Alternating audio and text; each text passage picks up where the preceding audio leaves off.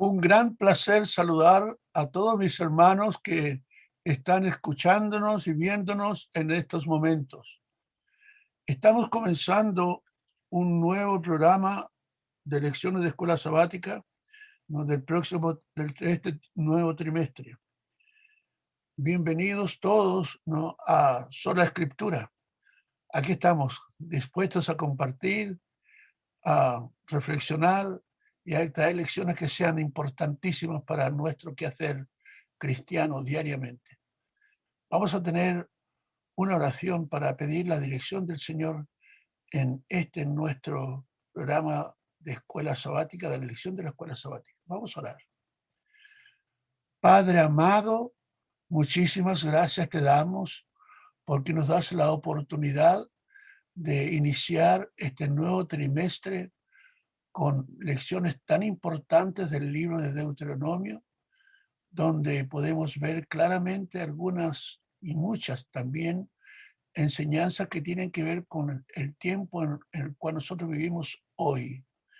Deseamos suplicarte de todo corazón que tu presencia esté con nosotros y con cada uno de nuestros hermanos que nos están escuchando y viendo. Pedimos que tu Santo Espíritu sea quien nos dirija para la gloria de tu nombre. Oramos en el bendito nombre del Señor Jesús. Amén, Señor. Muy bien, aquí estamos. Este trimestre estamos comenzando el último de este año 2021 con un tema muy importante, la verdad presente en Deuteronomio. ¿Qué título? La verdad presente en Deuteronomio. Y esto está escrito por uno de nuestros grandes maestros, ¿no?, el pastor Clifford Goldstein, quien fue también el rector de la universidad allí en Chattanooga, ¿no? Él tiene grandes enseñanzas y siempre ha sido el orientador y director del programa Escuela Sabática respecto a las lecciones de la misma. Y vamos a comenzar hablando un poquito acerca del preámbulo de Deuteronomio, es decir, el contexto en el cual se mueve, ¿no?, Moisés y su gente de ese tiempo, allí en el libro de Deuteronomio. Hay un versículo de memoria bien importante que quiero que lo repitamos para esta semana, y es cortito. Aunque estudiamos Deuteronomio, este versículo está allí en 1 de Juan 4:8, es decir, al otro lado de la Biblia, al final. Y dice lo siguiente: el que no ama no ha conocido a Dios, porque Dios es amor. Esto es una gran verdad. El que no ama no ha conocido a Dios, porque Dios es amor. Así es que si nosotros amamos a nuestro Dios por sobre todas las cosas, y también en línea horizontal amamos a nuestro prójimo, a quienes nos rodean, con quienes nos relacionamos a diario, con quienes conforman el grupo, el núcleo familiar y nuestros familiares a la vez, si no nos relacionamos bien con nuestro prójimo, con el hombre de la calle, ¿no?, con el que camina por los diferentes lugares de este mundo, si no manifestamos amor hacia aquellas personas, en realidad no hemos todavía conocido a Dios, porque Dios es amor. Ese es el pensamiento central para la lección de esta semana. El que no ama no ha conocido a Dios, porque Dios es amor. Y bueno, aquí hay algo que quiero compartir con ustedes. Abarcar una lección semanal, en una lección semanal, los miles de años de historia antes de llegar a Deuteronomio, es algo bien parecido, ¿no? Cuando se parece a la experiencia de aquella persona que leyó un libro de León Tolstoy que nos habla la guerra y la paz. Y después de leer más de 1500 páginas en 3 días, se le preguntó al hombre de qué se trataba el libro, y él dijo: se trata de Rusia, ¿no? Si nosotros queremos abarcar todo el tiempo hasta el momento en que apareció Moisés, y estamos creyendo pensar o definir todo ese tiempo, periodo inmensamente largo de tiempo, estamos indudablemente en problemas porque no podemos hacerlo. Sin embargo, no vamos a abarcar un tema muy importante. Nos vamos a centrarnos en los aspectos más destacados. Podemos ver el contexto necesario para comprender mejor este libro, tan lleno de la verdad presente. Es decir, esa verdad presente en el tiempo de Moisés, ¿no? También es una verdad presente para nuestro tiempo hoy, en un sentido de pertinencia, porque las cosas que se escribieron antes, dice la Biblia, para nuestra enseñanza se escribieron, a fin de que por la paciencia y la consolación de las Escrituras tengamos en ellas, ¿cierto?, esperanza. Esa es la declaración del apóstol Pablo en Romanos 15:4. Vamos a adentrarnos en el tema de la lección y vamos a hablar un poquito acerca de amar y ser amado. Aquí en 1 Juan 4:8, ¿no?, repetimos varias veces el texto de memoria, dice: Dios es amor. Tengamos cuidado con esta declaración, porque esta declaración no nos dice que Dios ama, ni que Dios revela amor, ni que Dios es una manifestación del amor, sino que Dios es amor, es amor.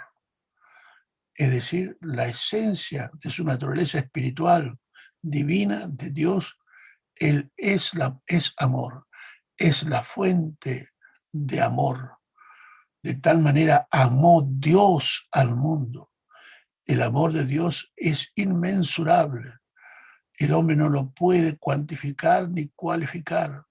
No lo puede hablar, sino hasta cierto grado dentro de sus fronteras humanas, porque el amor de Dios, su naturaleza espiritual, repito, es amor. Él es la definición de amor en todo sentido. Y ese hecho, como dice la lección, es una muy buena noticia para nosotros, porque podría ser que Dios fuera como los dioses paganos, sujetos a las mismas tendencias y a las reacciones temperamentales de la naturaleza humana. Podría ser un Dios lleno de odio, un Dios vengativo, o por último un Dios indiferente, pero no, Dios es amor. Y el gobierno de Dios refleja ese amor. El amor llena todo el universo, todo, incluso no más que la gravedad, que es algo muy importante para los astros, que son atraídos al centro mismo de su esencia. Sin embargo, el amor, para ser amor, se debe dar gratuitamente, sin costo.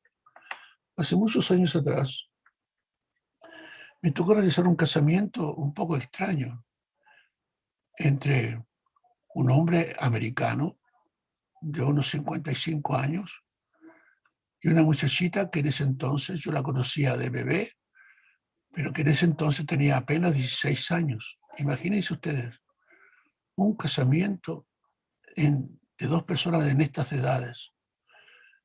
Y, por supuesto, cuando hay un casamiento de esa naturaleza, es más posible pensar de que puede haber una ruptura, un término de esa relación matrimonial. Y, por supuesto, eso fue lo que ocurrió. Después de estar durante mucho tiempo con, digamos, con algunos 2, 3 años allí, sí, 3 años en Estados Unidos, porque el hombre se la llevó a Estados Unidos, ¿no? Y entonces, estando acá, pasaban muchos problemas hasta que esta muchacha finalmente llegó a Chile, divorciada de ese hombre, del hombre que la había conquistado.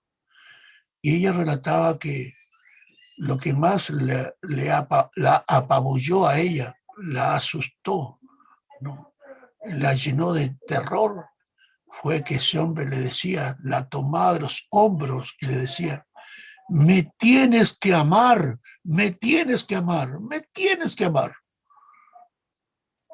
Qué curioso, ¿verdad? El amor no es obligatorio, el amor es completamente voluntario.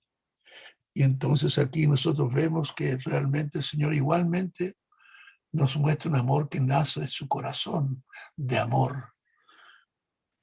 Con amor eterno te he amado, por tanto te prolongué mi misericordia, le dijo Dios a través de Jeremías a su pueblo Israel. Sí, ese amor es gratuito, no tiene costo, no se puede forzar el amor. Siempre, ¿no es cierto?, existió el riesgo de que el ser humano, ¿no?, ese ser lleno de perfección, de hermosura que Dios creó, ¿no?, lo creó libre, con una mente libre, lo que se llama libre albedrío. Pero el hombre podía perfectamente elegir no amar a Dios. Y precisamente eso fue lo que ocurrió, porque desobedeció desconfiando de Dios. El amor a Dios involucra totalmente la confianza plena en su dirección, en su voluntad y en sus planes para nosotros. Hay algunos textos en la Biblia que nos dicen acerca de lo que ocurrió en el cielo. Son textos muy importantes para nosotros. Y aquí hay una pregunta que es importante que nosotros podamos responder en esta hora. Aquí, ¿no?, el día domingo hay una pregunta que dice: ¿por qué los siguientes textos tienen sentido solo en el contexto de la libertad y el riesgo que implica el amor?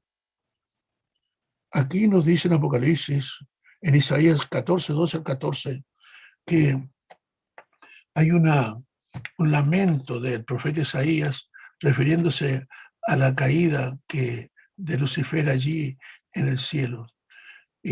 Quiero leer con ustedes este texto porque me parece muy importante tomarlo en cuenta ahora. Aquí dice lo siguiente, versículo 12 al 14. ¿Cómo caíste del cielo, oh Lucifer, hijo de la mañana? Cortado fuiste por tierra, tú que debilitabas las naciones. Tú que decías en tu corazón: subiré al cielo, en lo alto, junto a las estrellas de Dios, levantaré mi trono, y en el monte del testimonio me sentaré a los lados del norte. Sobre las alturas de las nubes subiré y seré semejante al Altísimo. Aquí hay una realidad muy triste. Ese ángel perfecto, el más hermoso y perfecto de los seres creados, ¿no?, fue un ser que se llenó de infatuación, de arrogancia, de orgullo, de soberbia, y deseó ser más de lo que era. Dios le había dado tan grandes privilegios, guardián del trono de Dios, vestido de toda clase de piedras preciosas, era su vestidura. Él mismo, ¿no es cierto?, en medio de las piedras de fuego se paseaba. Es decir, era el líder de todos los ángeles del cielo. Tenía todo lo que Dios puede darle a un ser creado, pero él no se conformó con eso. Él quiso ser como Dios, quiso levantar su propio trono al lado del trono de Dios, ¿no?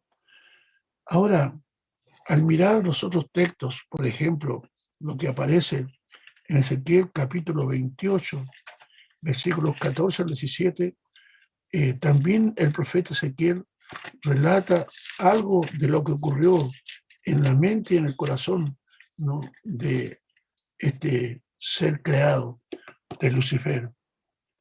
Aquí nos dice en Ezequiel 28, del 14 al 17, tú, querubín ungido, protector, yo te puse así,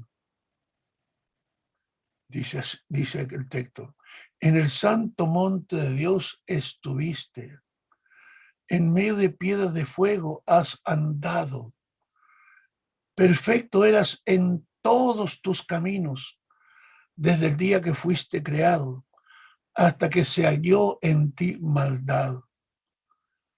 A causa de la multitud de tus contrataciones, fuiste lleno de iniquidad y pecaste, por lo cual yo te echaré por profano del monte de Dios y te destruiré, oh querubín protector, de entre las piedras de fuego.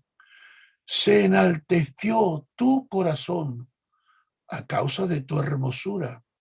Corrompiste tu sabiduría a causa de tu esplendor.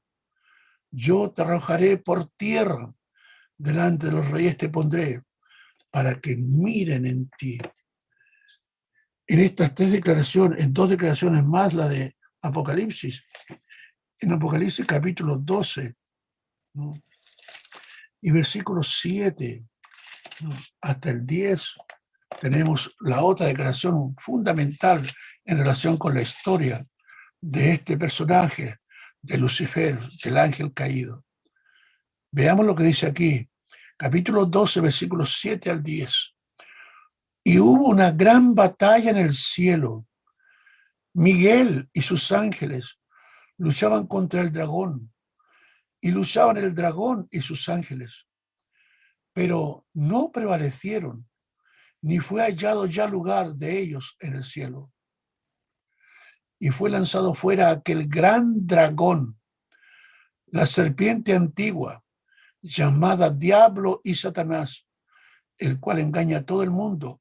Fue arrojado en tierra, y sus ángeles fueron arrojados con él.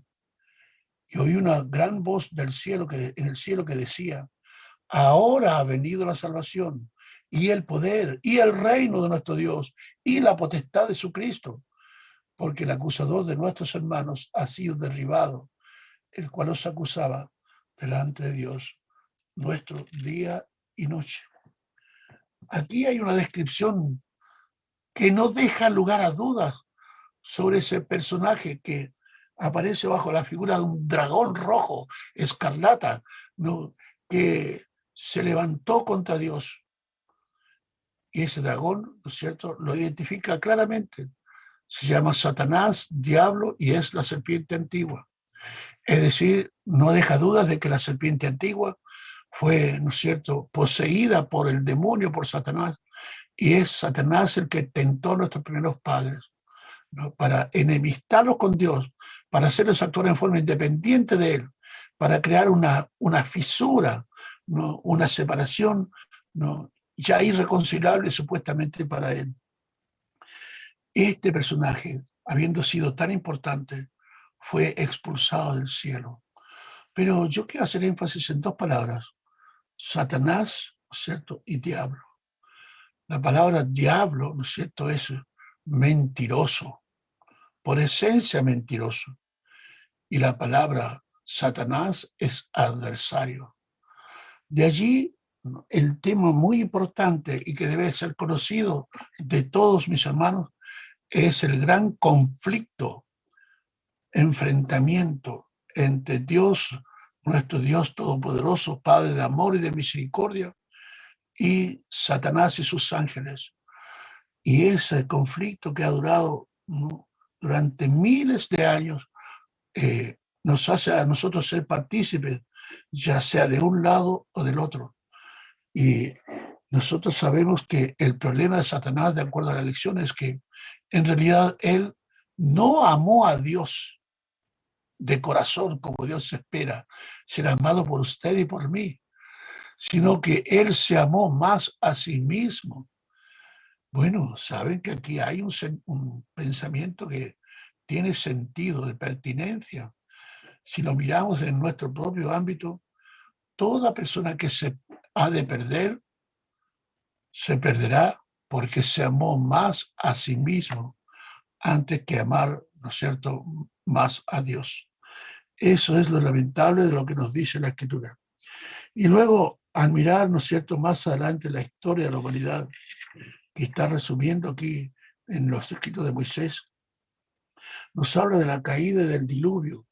Y allí aparece, ¿no es cierto?, cómo Dios creó un Dios perfecto, que creó un ambiente perfecto, ¿no?, creó animales que, ¿no es cierto?, le harían la vida feliz y perfecta, creó a la criatura, al ser humano perfecto, el ambiente donde ellos habrían de vivir perfecto, pero lo creó con una característica que fue un riesgo, indudablemente, para el Señor. Lo creó con libre albedrío, como dije al principio. Y lamentablemente el hombre, ¿no es cierto?, hizo uso de una manera desacertada, inapropiada de su libre albedrío y escogió confiar en la voz de la serpiente antigua, que ya sabemos que es Satanás. No confió en esa voz, ¿no? Y esa voz lo incitó a voluntaria y racionalmente desconfiar de Dios y apropiarse de lo que había sido prohibido estrictamente por Dios. Y nosotros tenemos las consecuencias, ¿no es cierto?, de esa situación. Sí, así es. Dios había creado al hombre con ese propósito, pero el hombre en realidad se amó más a sí mismo, igual que lo que ocurrió con Lucifer en el cielo. Dios nos dio a nosotros, ¿no es cierto?, nos programó no para ser títeres, sino para ser personas totalmente libres en nuestras acciones y también en nuestras decisiones.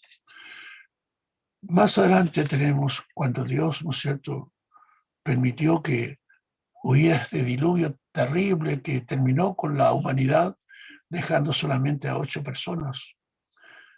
Y de esas 8 personas, ¿no es cierto?, al parecer había una nueva oportunidad, una nueva creación, pero no fue así, porque la naturaleza humana ya era pecaminosa, ¿no? Y tenemos que descendientes de ellos fueron los que construyeron la Torre de Babel para intentar, ¿no es cierto?, actuar absolutamente independientes de Dios y vivir solamente para ellos, ¿no?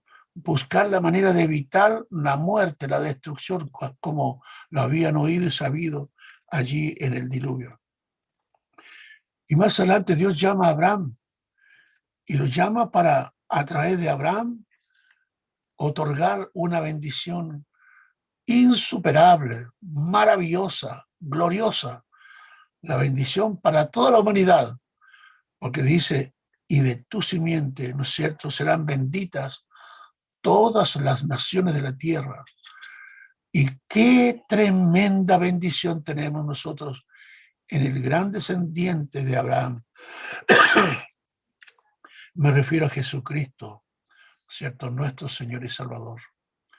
Así es que el amor de Dios se manifestó de manera tan grande que allá, ¿no?, allá en el comienzo de todo, ¿no?, cuando llamó a Abraham al comienzo prácticamente de la parte histórica de la historia de, valga la redundancia, del pueblo de Dios, ¿no es cierto?, en el padre Abraham, ¿no es cierto?, Abraham fue llamado y allí el Señor prometió 2 cosas bien importantes: que le daría esa tierra donde él estaba pisando y que también haría de su descendencia tan inmensamente grande que incluso de ella nacería, surgiría la mayor bendición de la humanidad, que es nuestro Señor Jesucristo, quien con su muerte expiatoria en la cruz del Calvario nos otorga, ¿no?, la eterna salvación.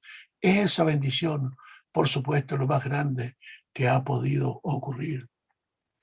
Ahora bien, tomando en cuenta estas cosas, nosotros podemos ver en realidad que el Señor está mostrando a través de los profetas cuán grande amor tiene Él por nosotros, y a la vez está descubriendo cuán terrible era la condición de su pueblo, que no había entendido, ¿no es cierto?, que Dios era su Señor y el que le daba el poder para vivir una vida perfecta delante de Dios.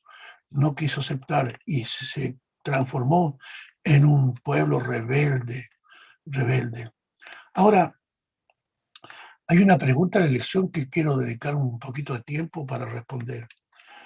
Allí habla, ¿no es cierto?, de que al mirar la historia de Israel desde la salida de Egipto, o mejor dicho, el tiempo de la esclavitud, el éxodo, salida de Egipto, y todo su largo caminar por 40 años en el desierto, nosotros podemos descubrir una cantidad de cosas tremendas que constituyen, por supuesto, un verdadero paralelismo con situaciones que se están viviendo hoy, que está viviendo el pueblo de Dios, los hijos de Dios que quieren, pretenden y desean ser obedientes.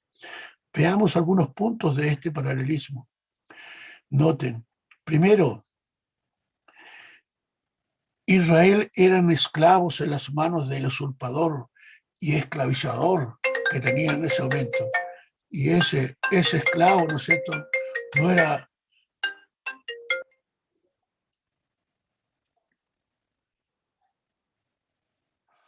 Disculpen. Y ese usurpador y esclavizador en ese tiempo era Faraón, pero en este tiempo no es otro que Satanás. Satanás tiene esclavizado a los seres humanos y a muchos hijos de Dios también nos tiene esclavizados en este mundo. No podemos despegar, estamos aquí, pero así como Moisés, ¿no es cierto?, se constituyó en aquel que sacó al pueblo de Israel de la esclavitud, así también Dios tiene a los verdaderos hijos de Dios que, siendo obedientes, serán sacados de aquí, de este mundo, para poder vivir para siempre en la presencia de Dios por medio del poder maravilloso de Jesucristo en su segundo regreso. Así como ellos no pudieron entrar en la Canaán terrenal, así hay muchos, miles y miles y millones, por qué no decirlo, que no podrán entrar en la Canaán celestial, porque así como los primeros no se prepararon, no aceptaron, no quisieron ser humildes y obedientes, así también hay muchas personas que no son obedientes y no son humildes, procuran vivir una vida alejada de Dios, tampoco podrán participar de las maravillas gloriosas del mundo que el Señor ha preparado para sus hijos. Otro punto importante: Moisés estuvo habilitado por gracia para proclamar la libertad, ¿no es cierto?, de la esclavitud egipcia. Y Dios tiene un pueblo en este momento, en este tiempo, en este mundo, que ha sido llamado para proclamar la libertad en Cristo. Fíjense ustedes qué hermoso paralelismo. Dios tiene a sus hijos diseminados en diferentes lugares de este mundo, ¿no?, para poder proclamar la verdadera libertad, que significa el recibir a Cristo como nuestro Salvador personal y en vivir una vida de obediencia a su palabra. Así que aquí tenemos un segundo paralelismo. Otro más. Dios preparó el camino a Canaán, pero la insubordinación y rebelión los hizo vagar 40 años por el desierto. También hay un paralelismo allí. Dios tiene planes de terminar la historia de este mundo, ¿no?, pero realmente somos los cristianos que tal vez no vivimos una vida, ¿no?, adecuada y recta delante de Dios, que no estamos todavía preparados para poder entrar, ¿no es cierto?, en la tierra prometida, la patria celestial. Hay otro más. Israel olvidó los grandiosos, gigantescos hechos de la conducción que él hizo con su pueblo, ¿no es cierto?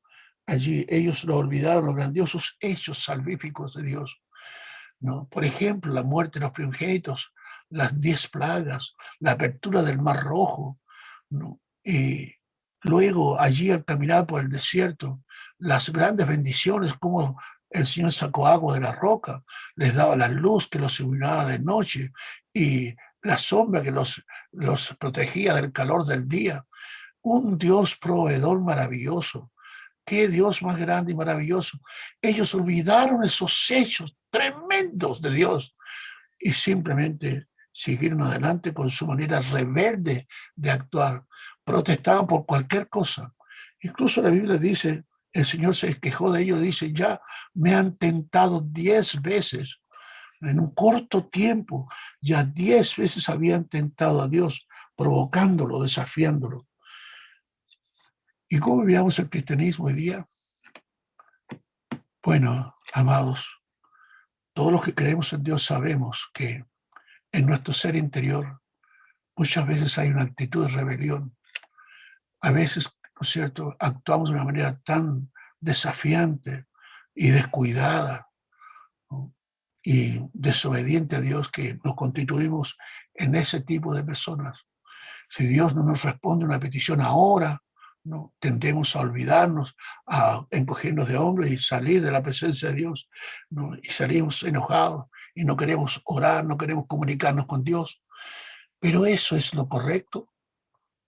Olvidamos las tantas veces que Dios ha hecho tantas cosas por nosotros, cómo nos encontró, cómo movilizó a alguien que llegara a nuestra casa, cómo nos habló, cómo logramos conocer al Señor, cómo nos guió por su palabra, a los que les ayudó en los problemas que tenían en su trabajo, ¿no? Abriendo las puertas para encontrar un trabajo donde pudiesen descansar el sábado conforme al mandamiento, ¿no?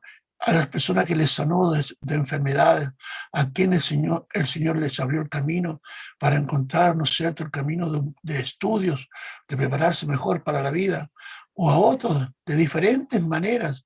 El Señor ha hecho muchos y muchas bendiciones, muchos milagros para nosotros, pero a veces somos tan quisquillosos, somos tan difíciles, somos tan prontos a rebelarnos contra Dios que esperamos que Dios nos responda. Incluso hay personas que, ¿no es cierto?, oran 3 veces y ya, si Dios no responde a la tercera es porque ya no nos interesa. Pero no tenemos que ser así, tenemos que aprender, ¿no es cierto?, de lo que ocurrió con los israelitas, cómo fueron rebeldes y evitar nosotros esa actitud. Otra cosa más muy importante, Dios les entregó su ley, los 10 mandamientos, ¿no es cierto? Él los entregó y estos constituyen el centro de la historia de Israel, porque el Señor siempre protestó contra la infidelidad a los mandamientos de Dios. Allí hay pecados terribles de idolatría, pecados de adulterio, ¿cierto? Pecados ¿no?, de, digamos, transgresión del santo sábado, ¿no? Tantos tipos de pecados que ellos cometieron en el desierto, ¿no es cierto?, que el Señor de tal modo no protestaba contra esa actitud. Así es que en ese tiempo la ley de Dios ocupaba un lugar importante. Y en este tiempo, amados hermanos, también la santa ley es el objeto de diferencia entre aquellos que son obedientes a Dios y aquellos que no lo son. ¿Cuántos cristianos hay que desconocen la importancia, la trascendencia de los mandamientos de Dios, el observarlos, el tenerlos en el corazón? Jesús mismo dijo: oh, cuánto amo yo tu ley, toda ella es mi delicia durante el día, ¿no? El Señor manifiesta su amor a la santa ley. Y nosotros también, los cristianos, tenemos que manifestar el amor y la alegría y el gozo de que Dios nos dio una carta orientadora, es decir, una enseñanza clara, diáfana, para saber cómo podemos servir al Señor. Y hoy día el observar la santa ley de Dios como corresponde, pues nos permitiría poder estar en paz con Dios, en comunión con Él y entender sus caminos y su voluntad. Así que como en ese tiempo la ley ocupó el centro de la enseñanza de Dios, también en este tiempo, junto a Cristo Jesús, ¿no es cierto?, ya el Señor está entregándonos la enseñanza que más necesitamos aprender. El sábado también fue la enseñanza, ¿no?, gráfica más importante para vivirla en ese tiempo. Claro, ¿se acuerdan del maná? Que no caía maná en sábado, que el viernes podían recoger doble porción y ya para el sábado, ¿no es cierto?, no caía maná. Eso quiere decir que Dios descansa el sábado. ¿Por qué no dejaba caer maná? Porque Él descansa el sábado. Y fue clara la enseñanza. Así como el sábado fue importante en la historia de Israel, también este tiempo va adquiriendo cada vez más importancia. ¿Por qué? Porque el sábado es el día de Dios. Es el día que Él creó en el principio. Fue corolario de la creación, ¿no? El Señor creó el santo sábado y le dio características propias, diferentes de los demás días de la semana. El sábado Dios él mismo lo descansó, ¿no? Y prueba de eso es que no dejaba caer maná, él descansaba el sábado, ¿no? También el sábado fue bendecido por Dios, fue bendecido, es decir, tiene la prioridad, tiene, ¿no es cierto?, la mano de Dios sobre este día, especialmente dándonos su amor, sus bendiciones y estando con nosotros. Y lo otro es el día que Dios santificó. Por lo tanto, tenemos aquí, ¿no es cierto?, la gran bendición que Dios nos ha otorgado, ¿no? Y aquí se cumplen estas enseñanzas tan importantes, estos paralelismos que encontramos, ¿no?, aquí en la palabra de Dios, en la historia de Deuteronomio, ¿no es cierto?, donde se resume cómo actuó Israel Y el Señor quiere que nosotros aprendamos esas lecciones y evitemos caer en la misma situación, ¿no?, en la cual ellos cayeron. Voy a tratar de resumir un poquito más los temas de miércoles y jueves. Y debo decirles a ustedes que cuando el Señor los llamó a salir, ¿no es cierto?, de Egipto, el Señor también allí frente al Sinaí les hizo una declaración, una promesa, pero muy, muy importante. Yo quiero leer esa promesa porque considero que no podemos dejarla escapar. Aquí está. Tengo la Biblia en mis manos. Éxodo capítulo 19, versículos 5 y 6. Ahora pues, si obedecierais mi voz y guardareis mi pacto, vosotros seréis mi especial tesoro sobre todos los pueblos de la tierra, porque sobre todos los pueblos, porque mía es toda la tierra. Y vosotros me seréis un reino de sacerdotes y nación santa. Estas son las palabras que dirás a los hijos de Israel. Aquí Dios pone primero la condición, ¿no?, que Él espera que cumpla Israel, y luego le entrega los privilegios de los cuales van a gozar. Si ustedes oyen atentamente mi voz, esa expresión oír atentamente mi voz está haciendo énfasis no solo en el ejercicio audible que nosotros hacemos cuando escuchamos una palabra, sino en la aceptación de esa palabra. Así que si oyereis atentamente mi voz, dice aquí el texto, si oyereis atentamente mi voz, si obedeciereis mi voz y guardareis mi pacto, vosotros seréis mi pueblo especial, porque mía es toda la tierra.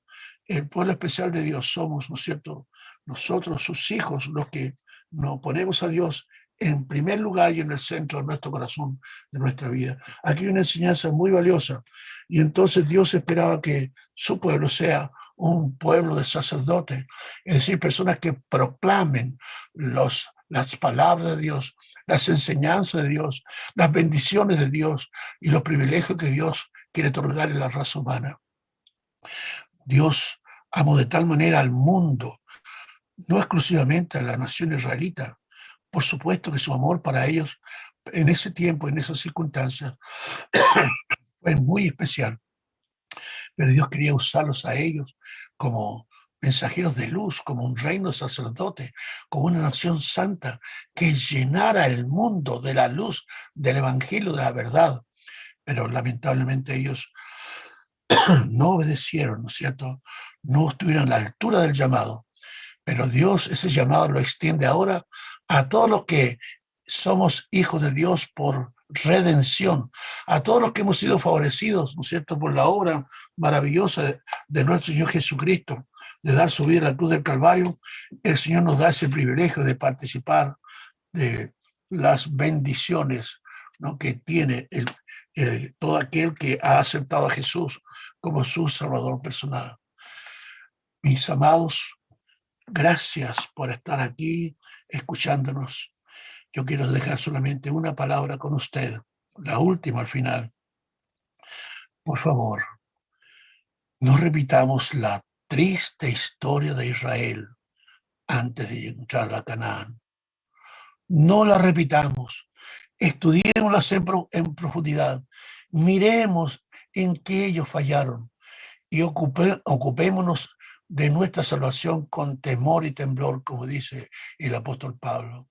Ocuparnos de nuestra salvación, no pensar en nuestra salvación, darnos cuenta en qué punto estamos en nuestra relación con Dios, en qué estamos fallando, qué es lo que nos falta, qué es lo que nos ocurre, cómo tratamos con la tentación, cuán fieles somos en aprender más de Él, de su palabra. Un pueblo especialmente bendecido por Dios se constituyó en un pueblo, no, apóstata, rebelde, un pueblo que se levantó contra Dios, un pueblo que finalmente fue llevado cautivo y sufrió, ¿no es cierto?, en carne propia las consecuencias de sus propias decisiones. Dios nos creó libres, No, si nos creó libres, amémoslo voluntariamente de corazón. Si nos creó libres, decidamos por el camino recto. Si nos creó libres, podemos abrir nuestros ojos, porque Dios quiere que usted les sirva a Él con sus ojos abiertos, con su cabeza levantada y con sus ojos abiertos. No quiere que usted los siga dando un salto al vacío. Dios quiere que usted los siga con sus ojos y sus pupilas abiertas, observando la misericordia, el poder y la grande maravilla de Dios. Que Dios derrame su presencia, su Santo Espíritu, en esta hora y en este estudio de su palabra, para gloria de su nombre. Lo pedimos de todo corazón. Muchas gracias, muy feliz de haber estado con ustedes. Dios les bendiga.